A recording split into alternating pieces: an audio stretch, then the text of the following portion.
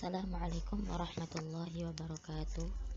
Di sini kami dari kelompok 2 akan mempresentasikan hasil diskusi kami tentang administrasi kurikulum. Di sini saya beranggotakan 2 orang. Yang pertama Muhammad Taqiyuddin Hamami, yang kedua saya sendiri Muslimah Saisaria Arhandi. Yang pertama yaitu pengertian administrasi kurikulum. Pengertian kurikulum menurut Undang-Undang Nomor 20 Tahun 2003, kurikulum merupakan sebuah perangkat perencanaan dan pengaturan mengenai tujuan, isi dan bahan pengerjaan serta cara yang digunakan sebagai pedoman penyelenggaraan kegiatan pembelajaran untuk mencapai tujuan pendidikan nasional.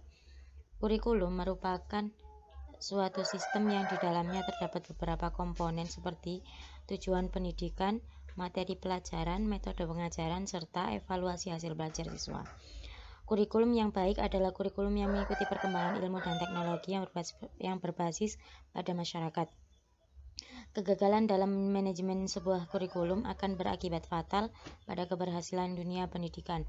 Oleh karena itu, setiap penanggung jawab lembaga pendidikan dan seluruh jajaran pendidikan harus memiliki visi dan misi yang sama dalam merencanakan, mengorganisasikan, melaksanakan, dan mengevaluasi sebuah kurikulum supaya tercapainya tujuan dari pendidikan tersebut.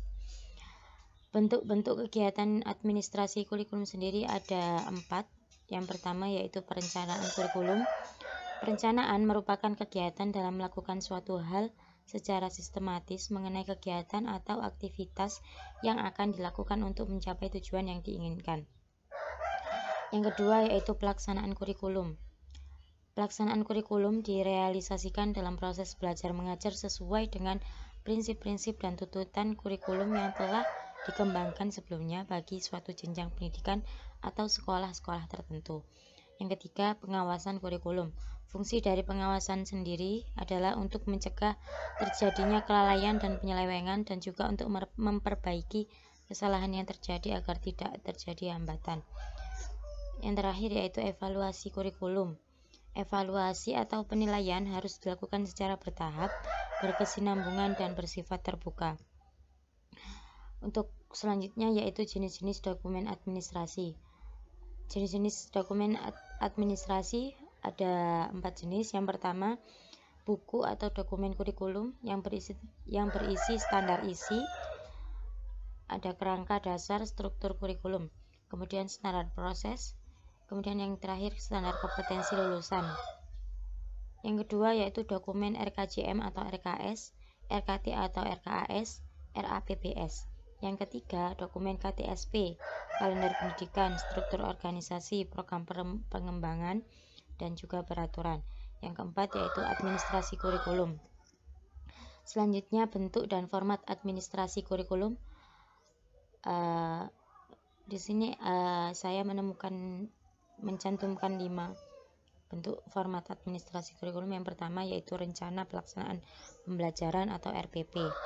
Untuk sekarang karena sudah ganti kurikulum menjadi kurikulum merdeka, jadi RPP ini diganti menjadi modul ajar. Kemudian pemetaan standar kompetensi dasar dan kompetensi dasar tiap semester. Selanjutnya ada silabus, kemudian ada buku panduan guru, yang terakhir buku panduan siswa. Mungkin cukup sekian presentasi dari kelompok kami. Kurang lebihnya mohon maaf. Wassalamualaikum warahmatullahi wabarakatuh.